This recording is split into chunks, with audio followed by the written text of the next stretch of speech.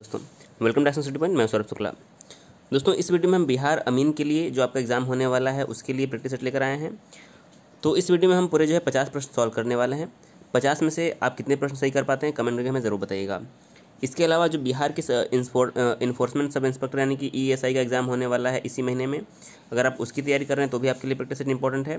और Bihar SI pre के exam के लिए भी जो है आपका ये प्रैक्टिस सेट इंपॉर्टेंट है। तो अगर आप इन तीनों एग्जाम में से किस एग्जाम की तैयारी कर रहे हैं तो आपके लिए जो है वीडियो काफ़ी इंपॉर्टेंट रहेगा। वीडियो में ज़रूर अंत तक जो है बने रहिएगा। अगर आप 50 में से 35 के ऊपर प्रश्न सही कर पा रहे हैं तो और समझ लीजिए कि आपकी तैयारी अच्छी है। आप जितने भी प्रश्न सही कर पा रहे हैं कमेंट करके हमें ज़रूर बताइएगा। तो आइए शुरू करते हैं आज का वीडियो। देखिए पहला प्रश्न क्या है। भारत की पहली सचल खाद्य परीक्षण प्रयोगशाला यानी कि फूड सेफ्टी ऑन व्हील्स जो है यह किस राज्य या फिर केंद्र शासित क्षेत्र में प्रारंभ की गई है। तो फूड सेफ्टी ऑन व्हील्स जो ये प्रयोगशाला है यह गोवा में प्रारंभ की गई। तो सही आंसर क्या हो जाएगा, ऑप्शन नंबर डी हमारा गोवा करेक्ट हो जाएगा। देखिए गोवा से एक प्रश्न और बनता है कि भारत में एकमात्र ऐसा राज्य कौन सा है जहाँ पर समान नागरिक संहिता जो है लागू कर दिया गया, यानी कि जो कॉमन सिविल कोड है कहाँ पर लागू किया गया है। तो केवल हमारा गोवा एकमात्र ऐसा राज्य जहाँ पर कॉमन सिविल कोड जो है लागू किया गया है। तो ये प्रश्न आप याद रखिएगा। दूसरा प्रश्न है, वर्तमान पटना पहले किस नाम से विख्यात था।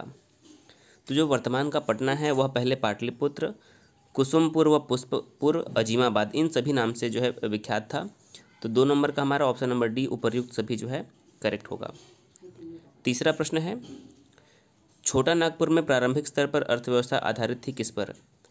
तो छोटा नागपुर में प्रारंभिक जो स्तर पर अर्थव्यवस्था जो थी वह वनों पर आधारित थी। सही आंसर क्या हो जाएगा, ऑप्शन नंबर बी वनों पर। चौथा प्रश्न है, बिहार बंगाल से अलग कब हुआ। देखिए 1911 में बिहार से बंगाल को अलग करने की घोषणा की गई, लेकिन जो है ऑफिशियल रूप से 1912 में जो है बिहार बंगाल से अलग हुआ। तो ऑप्शन नंबर हमारे यहाँ पर बी जो है करेक्ट होगा। पांचवा प्रश्न है, मधुबनी किसके लिए विख्यात है। तो जो मधुबनी है मधुबनी पेंटिंग के लिए विख्यात है, यानी कि चित्रकला के लिए विख्यात है। तो सही आंसर क्या हो जाएगा, मधुबनी चित्रकला के लिए विख्यात है।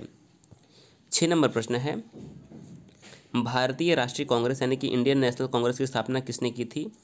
तो A.O. ह्यूम ने जो है भारतीय राष्ट्रीय कांग्रेस की स्थापना कब की थी, 1885 में महाराष्ट्र में जो है मुंबई में गोकुलदास तेजपाल संस्कृत विद्यालय में A.O. ह्यूम ने कांग्रेस की जो है स्थापना की थी।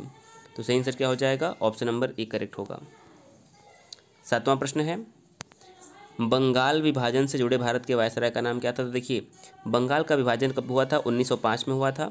और उसमें हमारे देश के यानी कि भारत के वायसराय कौन थे, तो लॉर्ड कर्जन हो जाएंगे, option number B lord Curzon.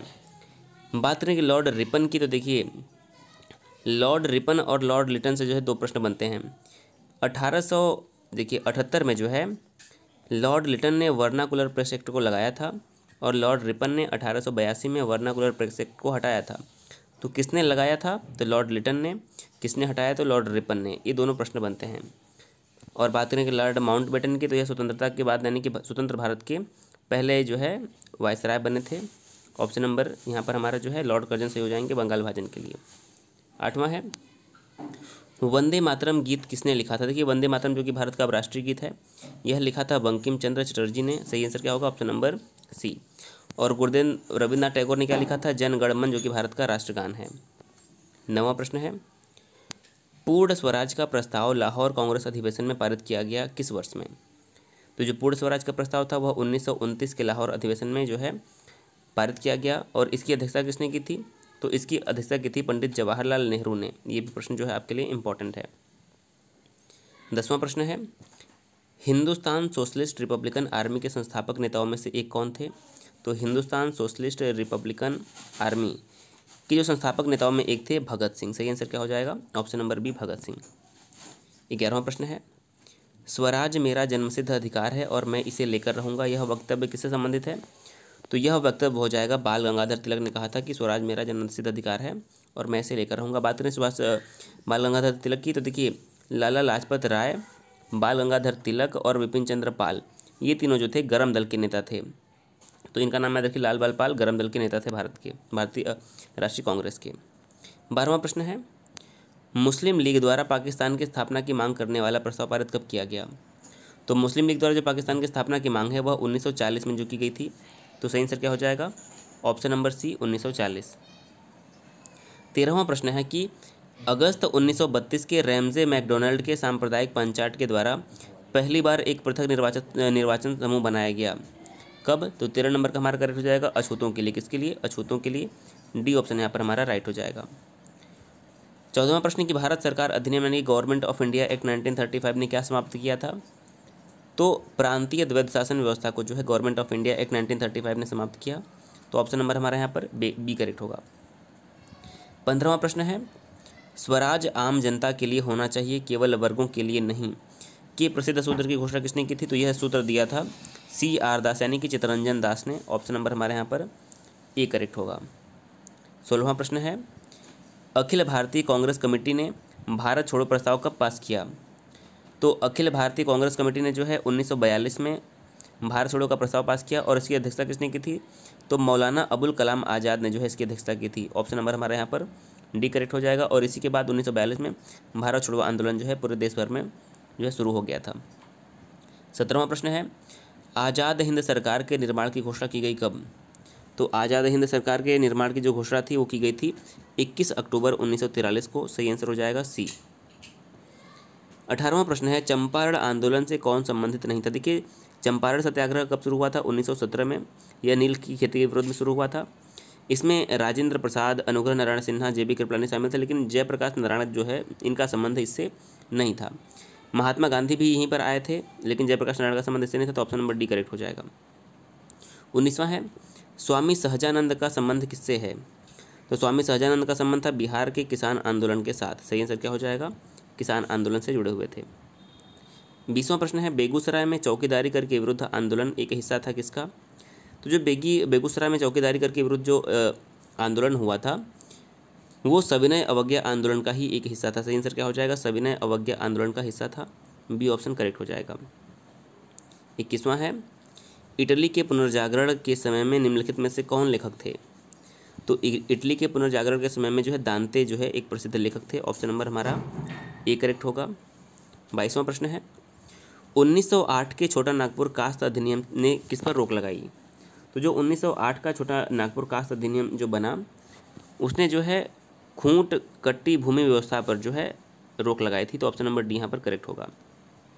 23वां प्रश्न है हम बहुत बड़ी भूल करेंगे यदि हम बिहार की जनता और उनके मंत्रिमंडल को लीग के नेताओं के हिंसक व असभ्य आक्रमणों के आगे आरक्षित छोड़ देंगे। वर्ष 1946 में यह बात किसने कही थी? तो यह बात कही थी सरदार पटेल ने 1946 में। डी ऑप्शन जो है करेक्ट होगा।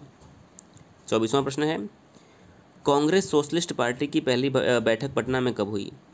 तो कांग्रेस सोशलिस्ट पार्टी की जो पटना में पहली बैठक हुई थी वो 1934 में हुई थी। तो यहाँ पर हमारा बी करेक्ट होगा। 25वां प्रश्न है बिहार में अलग प्रांत के लिए आंदोलन जिसके परिणाम स्वरूप वर्ष 1911 में बिहार एवं उड़ीसा के नए प्रांत का निर्माण हुआ, इसका नेतृत्व किसने किया? तो इसका नेतृत्व किया था सच्चिदानंद सिन्हा ने। ऑप्शन नंबर हमारे यहाँ पर ए करेक्ट हो जाएगा। 26वां प्रश्न है कि ऐसा कौन सा ग्रह है जिसका कोई भी उपग्रह नहीं है? तो देखिए जो बुध ग्रह है इसका कोई भी उपग्रह नहीं है। तो हमारा सही आंसर क्या हो जाएगा?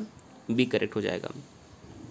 27वां प्रश्न है गल्फ स्ट्रीम क्या है? तो गल्फ स्ट्रीम एक महासागरीय धारा है। सही आंसर क्या हो जाएगा? यह एक महासागरीय धारा है। ऑप्शन नंबर बी सही होगा। 28वां प्रश्न है भारत के किस द्वीप को कोरल द्वीप यानी कोरल आइसलैंड कहा जाता है? तो कोरल द्वीप किसे कहा जाता है? 28 नंबर का हमारा सही आंसर हो जाएगा लक्षद्वीप को जो है कोरल द्वीप कहा जाता है। ए ऑप्शन हमारा सही होगा। 29वां प्रश्न है जोहान्सबर्ग विख्यात है किसके लिए? देखिए जोहान्सबर्ग जो है साउथ अफ्रीका में है और यह स्वर्ण खदान यानी गोल्ड माइन के लिए जो है विख्यात है। ऑप्शन नंबर हमारा ए सही होगा। 30वां है पिग्मीज निवासी हैं कहाँ के? तो पिग्मीज जो है ये अफ्रीका के निवासी हैं। ऑप्शन नंबर हमारा ए करेक्ट हो जाएगा। 31वां प्रश्न है वॉन द्वीप यानी कि जो वॉन आइसलैंड है वो कहाँ पर स्थित है? तो ये हमारा मन्नार की खाड़ी में स्थित है। कहाँ पर? मन्नार की खाड़ी। सी ऑप्शन करेक्ट हो जाएगा। अगला है 32वां प्रश्न शिवालिक श्रेणी का निर्माण हुआ था कब? तो शिवालिक श्रेणी का जो निर्माण है वो कैनोजॉइक काल में हुआ था। ऑप्शन नंबर डी करेक्ट हो जाएगा। 33वां प्रश्न है रेगुर नाम है किसका? लाल मिट्टी का, काली मिट्टी का, कछारी मिट्टी या फिर लेटराइट मिट्टी का? तो जो रेगुर मिट्टी होती है काली मिट्टी का नाम है। ऑप्शन नंबर बी करेक्ट हो जाएगा। 34वां प्रश्न है राजीव गांधी खेल रत्न अवार्ड 2017 किसे प्रदान किया गया था? तो यह देवेंद्र झाझरिया और सरदार सिंह को। तो सी करेक्ट हो जाएगा। ए और बी दोनों को जो है दिया गया था। 35वां प्रश्न है कावेरी जल विवाद जो है किन राज्यों के मध्य है? तो कावेरी जल विवाद कर्नाटक एवं तमिलनाडु के मध्य है ऑप्शन के हिसाब से, तो सी करेक्ट हो जाएगा। 36वां प्रश्न है गारो जनजाति कहाँ निवास करती है? तो गारो जनजाति जो है मेघालय में निवास करती है, ऑप्शन हमारा डी करेक्ट हो जाएगा। 37वां प्रश्न है भाखड़ा नंगल एक जो है संयुक्त परियोजना है किन किन राज्यों की? तो भाखड़ा नंगल जो है हरियाणा, पंजाब और राजस्थान की संयुक्त परियोजना है, ऑप्शन नंबर हमारा ए करेक्ट होगा। 38वां प्रश्न है कोंकण रेल किन राज्यों से गुजरती है? तो जो कोंकण रेल परियोजना है यह महाराष्ट्र, गोवा तथा कर्नाटक इन 3 राज्यों से जाती है, तो 38 नंबर का हमारा डी करेक्ट हो जाएगा। बिहार की सोमेश्वर श्रेणी है, तो जो बिहार की सोमेश्वर श्रेणी है वो पारसनाथ पहाड़ी से पुरानी, राजमहल पहाड़ी से पुरानी, खड़गपुर पहाड़ी से पुरानी। देखिए जो बिहार की सोमेश्वर श्रेणी है ये उपर्युक्त सभी से नई जो है श्रेणी है, तो ऑप्शन नंबर डी हमारा करेक्ट होगा। 40वां प्रश्न है बिहार में दामोदर प्रवाहित होती है किस रूप में? तो जो बिहार में दामोदर नदी प्रवाहित होती है वह एक भ्रंश घाटी के रूप में प्रवाहित होती है, ऑप्शन नंबर बी करेक्ट हो जाएगा। 41वां है बिहार के कुल भौगोलिक क्षेत्र का वनाच्छादित प्रतिशत कितना है? तो बिहार के कुल भौगोलिक क्षेत्र का 7.7 जो है यह वनाच्छादित है, तो 41 नंबर का ए करेक्ट हो जाएगा। देखिए ये जो डेटा है ये हर साल बदलता रहता है, तो इसको जो है आप अपडेटेड पढ़ लेंगे तो काफ़ी अच्छा रहेगा। 42वां है हिंदुस्तान फर्टिलाइजर्स लिमिटेड के अधीन अग्रलिखित नगरों में से कहाँ पर उद्योग स्थापित किया गया है? तो हिंदुस्तान फर्टिलाइजर्स लिमिटेड के अधीन जो है बरौनी में जो है एक जो है उद्योग स्थापित किया गया, तो हमारा आंसर क्या हो जाएगा? डी बरौनी करेक्ट हो जाएगा। झारखंड का जो मुरी नामक स्थान है वो जाना जाता है किसके लिए? तो ये जाना जाता है एल्यूमिनियम प्लांट के लिए। किसके लिए? एल्यूमिनियम प्लांट के लिए, ऑप्शन नंबर बी हमारा करेक्ट होगा। 44वां प्रश्न है बिहार राज्य में सिंचाई का सर्वाधिक प्रयोग किया जाने वाला साधन कौन सा है? तो बिहार में सिंचाई के लिए जो सबसे अधिक प्रयोग होता है वो हो जाएगा नहर। बिहार में नहरों द्वारा जो है सर्वाधिक मात्रा में सिंचाई होती है। अगला है निम्नलिखित में से किस नगर में सूर्य मंदिर? देखिए यहाँ पर कोणार्क सूर्य मंदिर की बात नहीं हो रही है, यहाँ पर बिहार के अंदर जो है सूर्य मंदिर की बात हो रही है। तो जो बिहार में सूर्य मंदिर है वो देव नामक स्थान पर है, तो सी ऑप्शन हमारे यहाँ पर करेक्ट होगा। 46वां है संयुक्त राष्ट्र संघ के सेक्रेटरी जनरल वर्तमान में कौन है? तो हमारे हो जाएंगे एंटोनियो गुटेरेस। बात करें कि यूएनओ की स्थापना कब हुई थी? तो यूएनओ की स्थापना जो है 24 अक्टूबर 1945 को हुई थी। यूएनओ का मुख्यालय कहाँ पर है? तो यूएनओ का मुख्यालय जो है न्यूयॉर्क में हो जाएगा, ये आप जो है याद रखिएगा। और वहीं बात करें हम यूनेस्को, तो यूनेस्को का मुख्यालय कहाँ है? यूनेस्को का मुख्यालय जो है आपका पेरिस में है। इंटरनेशनल कोर्ट ऑफ जस्टिस की बात करें तो हेग में उसका मुख्यालय है। अंतर्राष्ट्रीय खाद्य संगठन का मुख्यालय बात करें तो कहाँ पर है? इटली के रोम में है। ये सब जो है आपके लिए इंपॉर्टेंट है। 47वां प्रश्न है एमरसन मनागांगवा राष्ट्रपति वर्तमान में कहाँ के? तो ये जिम्बाब्वे हो जाएंगे। अगला है अग्नि नाम जुड़ा हुआ किसके साथ? तो भारत द्वारा जो तैयार की गई मिसाइल है वो जो है उसके साथ जो है अग्नि का नाम जुड़ा हुआ है। 49 है अंतर्राष्ट्रीय न्यायालय कहाँ स्थित है? तो ये हमारा हो जाएगा हेग में। कहाँ पर? अंतर्राष्ट्रीय न्यायालय जो है हमारा हेग में स्थित है। कॉमनवेल्थ का मुख्यालय इंग्लैंड में स्थित है। हमारा यूनेस्को का मुख्यालय कहाँ पर स्थित है? पेरिस में स्थित है। WHO की बात करें तो WHO का मुख्यालय कहाँ पर है? जेनेवा स्विट्जरलैंड में स्थित है, ये भी याद रखिएगा। और आज का अंतिम प्रश्न है कि स्टैच्यू ऑफ लिबर्टी कहाँ स्थित है? तो स्टैच्यू ऑफ लिबर्टी जो है संयुक्त राज्य अमेरिका में स्थित है, ऑप्शन नंबर डी करेक्ट हो जाएगा। तो देखिए इस वीडियो में हमने जो है 50 प्रश्न डिस्कस किए जो कि मोस्ट इंपॉर्टेंट थे आपके। आपने कितने प्रश्न से किए ज़रूर कमेंट करिएगा। अगर वीडियो पसंद आता है तो वीडियो को जरूर शेयर करिए। अगर आप ऐसी वीडियो देखना चाहते हैं तो चैनल को सब्सक्राइब कर दीजिएगा। और जो यदि कोई सुझाव आप देना चाहते हैं तो कमेंट करके जरूर बताइएगा, हम उस पर जरूर जो है प्रयास करेंगे। वीडियो देखने के लिए बहुत बहुत धन्यवाद।